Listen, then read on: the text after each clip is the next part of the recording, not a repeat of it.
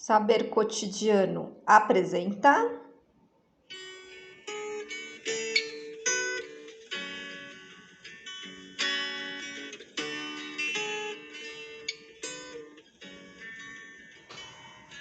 Saber Cotidiano no ar, de volta, aqui é o nosso cenário clássico das aulas. Sejam bem-vindos ao novo ano e começando o ano então com Michel Foucault, com os nossos estudos. Eu estou me baseando aqui nesse livro sobre a sexualidade de Michel Foucault. Tem muitos assuntos interessantes para a gente tratar. A ideia é que a gente dê um panorama sobre como Foucault discute essas questões da sexualidade. A gente já fez um apanhado aqui de vídeos sobre a história da sexualidade, sobre, enfim, o uso dos prazeres. E agora não se trata especificamente de falar desses temas, mas de puxar outros assuntos que bem ou mal ajudaram Foucault a compor essas obras, mas também são resultantes de estudos posteriores. Para o vídeo de hoje a gente vai falar um pouquinho sobre a ideia das perversões. Essa ideia que é tão comum quando a gente pensa em sexualidade. É importante dizer que nem sempre foi assim. Nem sempre a sexualidade foi um objeto de estudo, então a gente sabe como houve um período em que isso aconteceu, em que passou-se a dar importância sobre os comportamentos sexuais que ficavam em off, ou que não eram discutidos, não eram vistos sob a égide da ciência, sob a égide do comportamento humano. E, consequentemente, quando se começa a estudar a sexualidade, também o tema das perversões surge, a ponto de ser difícil dizer o que veio antes ou o que veio depois, porque a sexualidade como campo de saber constituído e estudado pela ciência justamente se dá a partir do momento em que se busca entender as anormalidades desse processo. As anormalidades vão para o campo da perversão. Então, se a gente está diante de uma situação de anormalidade que constitui o que é o normal, justamente pela exceção, a ideia da sexualidade ela vai surgir muito baseada, então, dentro daquilo que é considerado como o permitido, o saudável, o correto. A ponto de Foucault dizer que a própria ideia de sexualidade se formou apenas a partir dos saberes sobre o que era considerado perversão. Ou seja, é um conhecimento que se dá, é uma ideia que se dá a partir da noção de negatividade. É justamente por aquilo que é negativo dessa ideia que ela se constitui como uma coisa mais geral.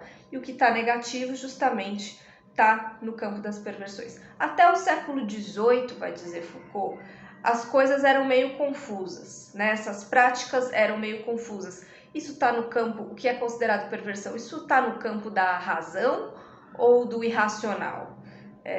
Isso é coisa de gente com algum problema, alguma questão mental ou não? Isso tem a ver com uma pessoa doente, uma pessoa criminosa? Onde é que se enquadra o pervertido? Não havia um lugar dentro do campus, do corpus social, para se enquadrar essas práticas que passam a ser identificadas como perversão.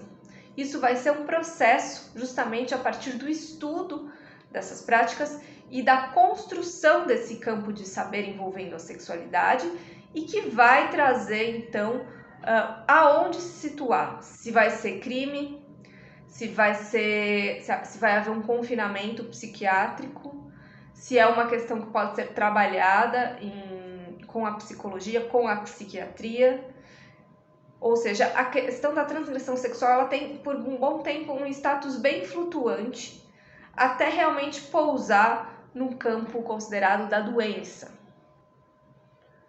Então, se por um tempo o que era considerado perversão estava meio ali no limbo, o que é isso? Será que é uma forma derivada do que é considerado uma sexualidade normal ou não? A partir de um determinado momento, como a Constituição, um saber sobre essas práticas, é que a sexualidade se constrói e através justamente da análise das perversões. É importante dizer que a ciência ela teve um papel crucial neste processo de relegar as perversões a um campo de saber muito específico. Tinha um movimento, né, que pensava a delinquência sexual e tinha um outro movimento que pensava na questão da doença.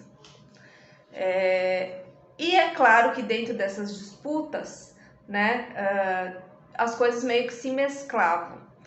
Ele até cita, por exemplo, o caso do Marquês de Sade, que é preso, então ele fica preso por muitos anos por ter cometido delitos sexuais, que não eram propriamente crimes, mas não se sabia como enquadrar dentro de uma disciplinarização para esse ser. Onde que a gente vai colocar uma pessoa assim?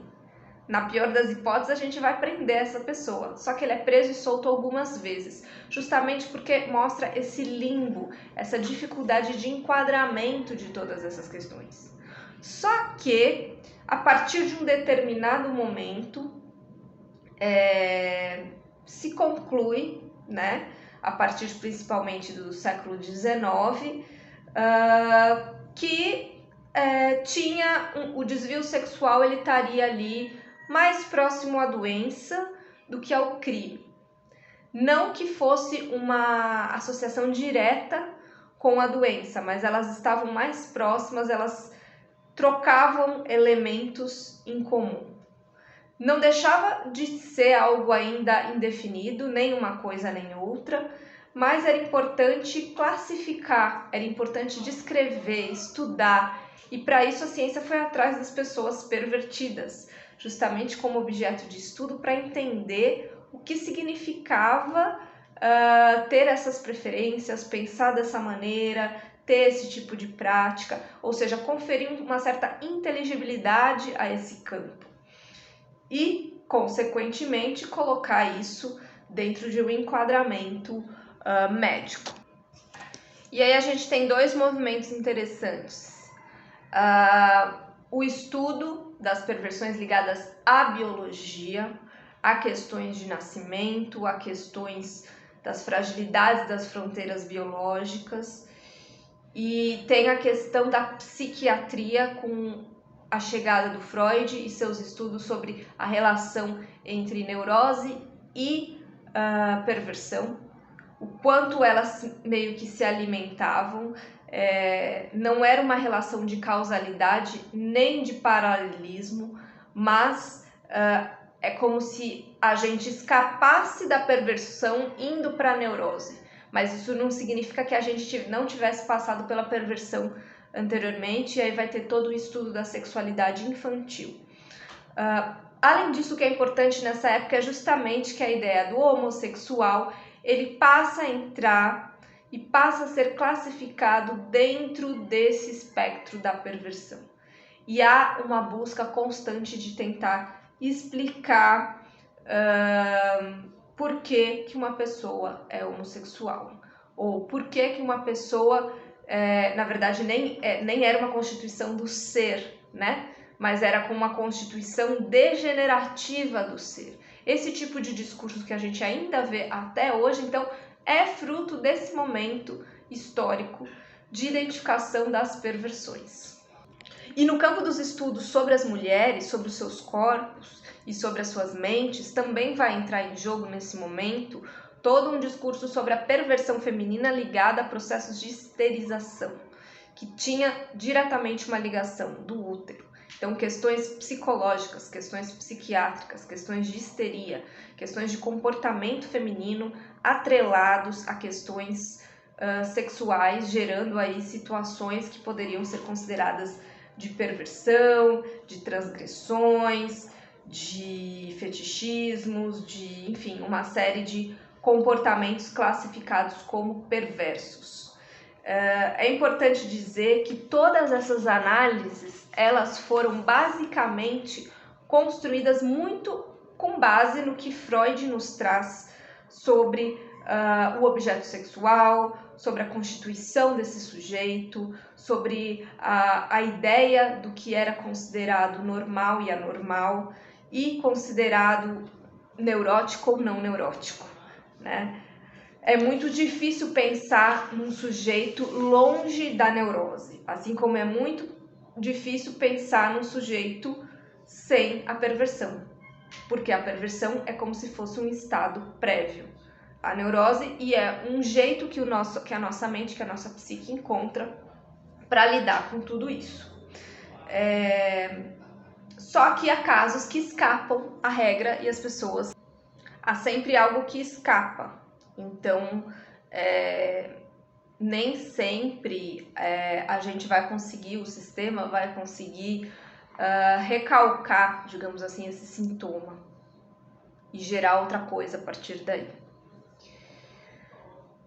Mas o Foucault, ele é muito claro nessa explicação que ele mostra que tem um fantasma rondando, um grande ruído, né, em torno da perversão, que sustenta todos os discursos sobre o que é sexualidade ou não.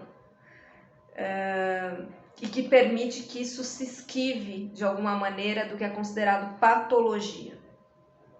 O que é isso? Dentro da psiquiatria vai ser o estudo sobre a sexualidade infantil. Então, é a partir daí que a gente pode pensar algumas explicações e conteúdos que vão dar sentido à ideia de perversão, que vão cientificamente embasar o que é considerado perversão.